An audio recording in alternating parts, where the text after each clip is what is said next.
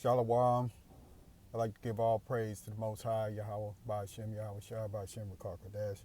Peace to the hopeful elect of Israel.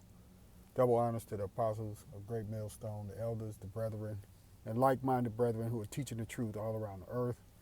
I'd like to bring a quick lesson today, Salakia for my hand moving.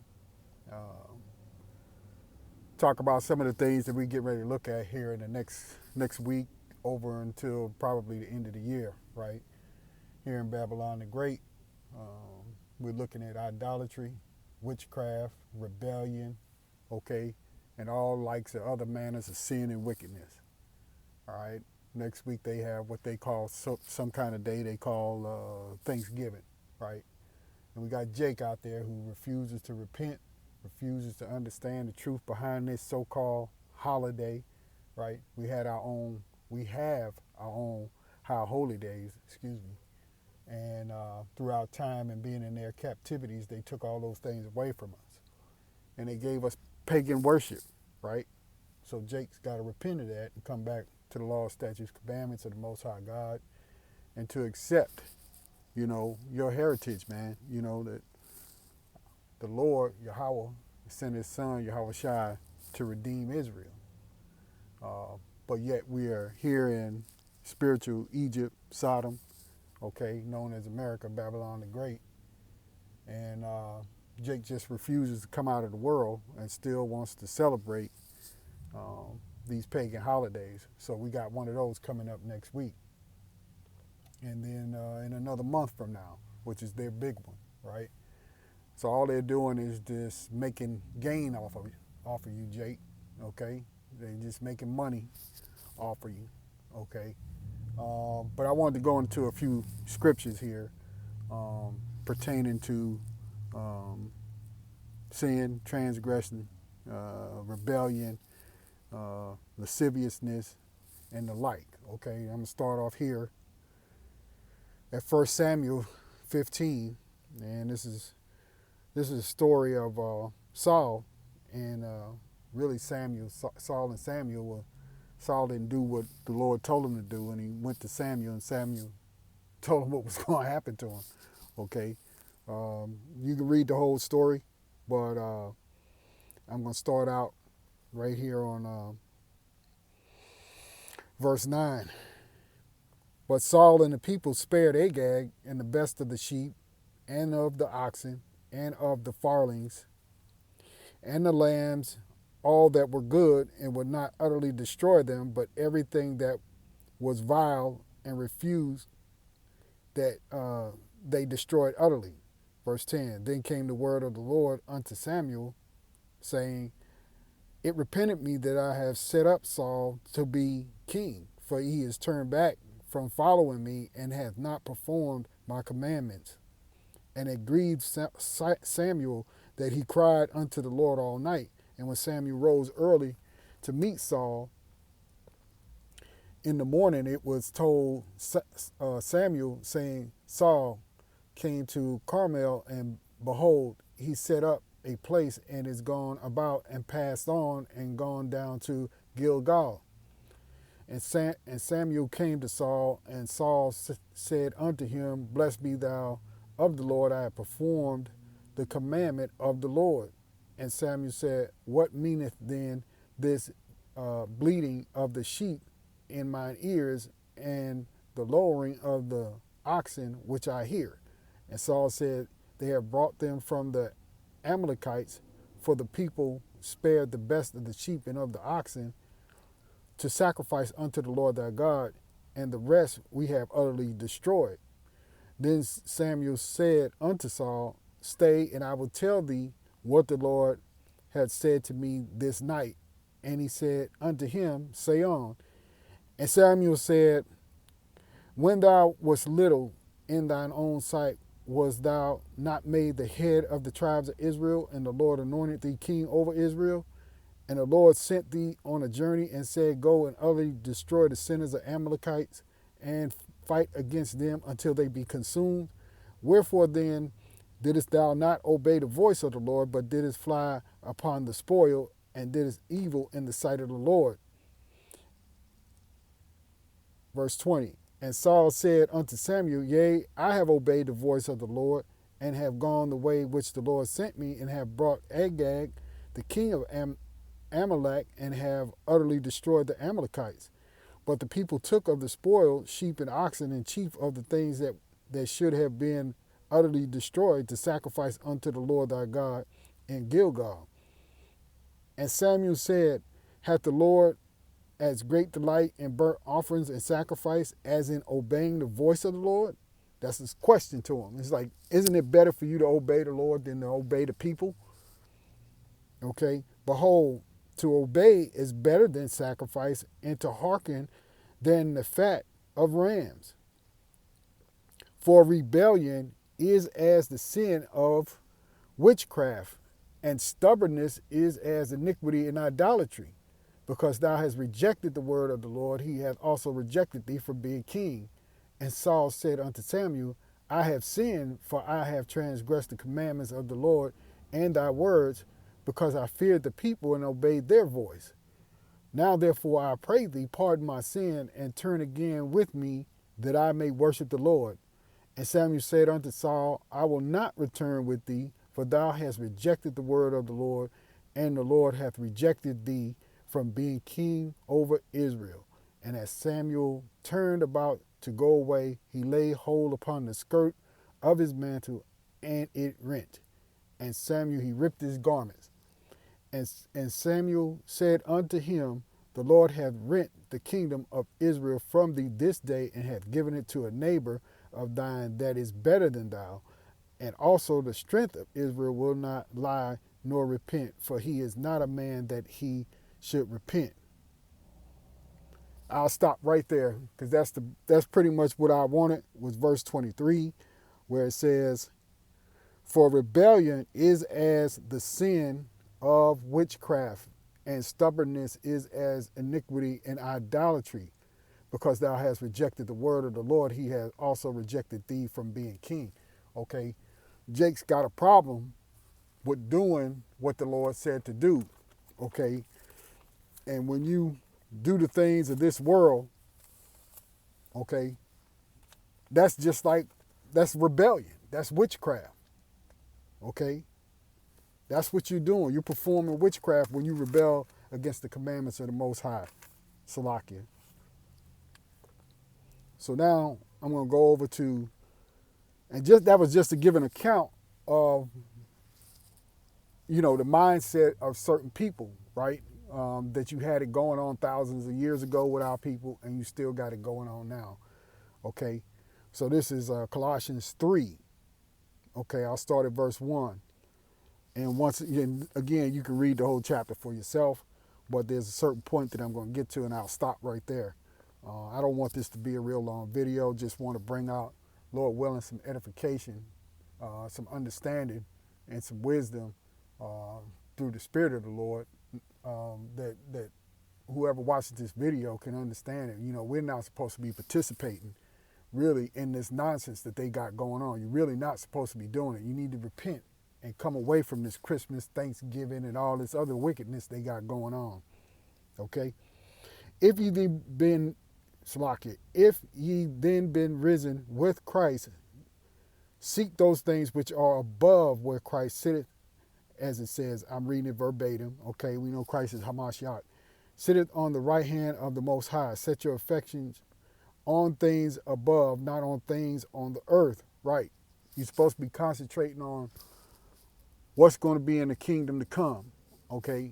And how you're going to get there. How you're going to obtain it. What do you have to do to obtain it? Okay. That's where your focus needs to be.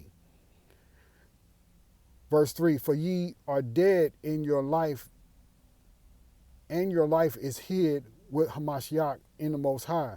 When Hamashiach, who is your life, shall appear, then shall ye also appear with him in glory. Mortify therefore your members which are upon the earth, fornication, uncleanliness, inordinate affection, evil concupiscence, which is like the lust to do things that are wrong, that are not good for you. Okay? And covetousness, which is idolatry. Right? For which things For which things sake the wrath of the Most High cometh on the children of disobedience, in the which ye also walked sometimes when ye lived in them. But now ye also put off all these anger, wrath, malice, blasphemy, filthy communication out of your mouth. Lie not one to another, seeing that ye have put off the old man with his deeds, and have put on the new man, which is renewed in knowledge after the image of him that created him, where there is neither Greek nor Jew, circumcision or uncircumcision, barbarian, Scythians, bond nor free, but Hamashiach is all in all. Put on therefore the elect of the Most High, holy and beloved, bowels of mercy, kindness, humbleness of mind, meekness, long suffering, forbearing one another and forgiving one another. If any man have a quarrel against any, even as Hamashiach forgave you, so also do ye. And above all these things, put on charity, which is the bond of perfection. And let not the peace of the Most High rule, and let the peace, Salakia, I'll start again, verse 15. And let the peace of the Most High rule in your hearts, to the which also ye are called in one body, and be ye thankful. Okay? I'm going to stop right there. But the verse that I really wanted to hit was looking at verse 12 again, and then looking at verse 7 and 8. Okay, 7, into which ye also walked sometime when ye lived in them, but now, verse 8, but now ye also put off all these, anger, wrath, malice, blasphemy, filthy communication out of your mouth. Lie not one to another, seeing that ye have put off the old man and his deeds. Okay, there's a different way that we live and we walk, when we have repented and come back to the Lord. Okay.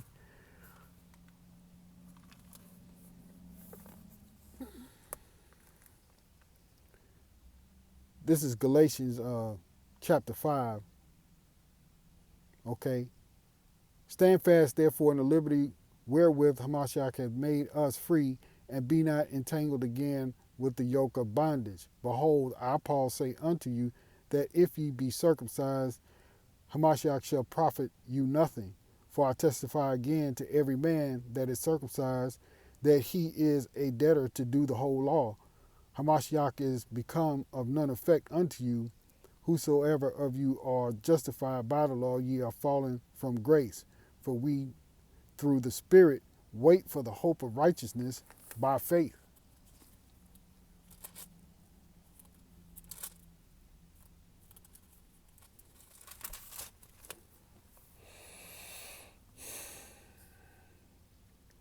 For in Yahushua Mashiach neither circumcision availeth anything, nor uncircumcision, but faith, which walketh by love.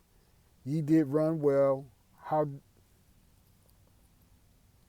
Who did hinder you that ye should not obey the truth? This persuasion cometh not of him that calleth you. A little leaven leaveneth the whole loaf. I have confidence in you through the Lord Yahweh, that ye will be none otherwise minded, but he that troubleth you shall bear his judgment, whosoever he be. And I, brethren, if I yet preach circumcision, why do I yet suffer persecution? Then is the offense of the cross ceased. I would they were even cut off which trouble you, for brethren, ye have been called unto liberty. Only use not liberty for an occasion of the flesh, but by love serve one another. For all the law is fulfilled in one word, even in this, thou shalt love thy neighbor as thyself. But if ye bite and devour one another, take heed that ye be not consumed one of another. This I say then, walk in the Spirit, and ye shall not fulfill the lust of the flesh. For the flesh lusteth after the Spirit, and the Spirit against the flesh, and these are contrary in one to another, so that ye cannot do the things that ye would. But if ye be led, Slakia, led of the Spirit, ye are not under the law. Now the works of the flesh are manifest, which are these: adultery, fornication, uncleanliness, lasciviousness, idolatry, witchcraft, hatred, variance, emulations, wrath, strife, seditions, heresies, envies, murders, drunkenness. And don't they get drunk during these so-called holidays, right? Falling out all over the place, New Year's, right? Revelings and such like, of the which I tell you before, as I have also told you in time past, that ye which do such things should not inherit the kingdom of the Most High. But the fruit of the Spirit is love, joy, peace, long-suffering, gentleness, goodness, faith, meekness, temperance. Against such there is no law. Right? You're free to love and to be meek, to do the right thing. Okay, but the laws are written for all those things that are wrong, the things that you should not be doing. Okay? And they that are Hamashiachs have crucified the flesh with the affection and lust. And if we live in the Spirit, let us also walk in the Spirit. Let us not be desirous of vain glory, provoking one another, envying one another. And I'll stop right there. That's the end of the chapter. Salakia for, the chopped up way I had to read that. I'm sitting in a place where, people are walking all around my vehicle and stuff, so I'm trying to keep an eye on them as well. My point is that I just wanted to bring a quick lesson to stay soberly minded, brothers and sisters out there. Don't get into the wickedness and to the spirit that these people are walking around in. Don't relapse into it. Family sometimes puts pressure on you and wants you to participate. Hold fast, the faith that you have. And, it's not that you can't go around them, but you don't have to be in the same spirit of the folly and wickedness that they're enjoying in this world. Okay? With that, I'm just going to end the lesson right there. I'm sorry it took as long as it did. Salakia for reading all chopped up, but like I said, I'm sitting at a gas station, and I'm trying to watch everybody who keeps walking around me. You could be somewhere and there's nobody there, and as soon as you pull your scriptures out, here come everybody. Everybody's got to walk by your car. You know what I mean? If it was something wicked going on, and nobody would see anything. But with that, I'm just going to end the lesson there. All praise to the Most High, Yahweh B'Shem, Yahweh Shah B'Shem, Rakar Kodesh, peace to the hope of the elect of Israel. Double honors again to the apostles, the elders, and brethren, the great millstone, and to the likewise like-minded brothers all around the earth who are preaching the truth. Y'all stay up out there. Lord willing, I'll bring another lesson. Shalom.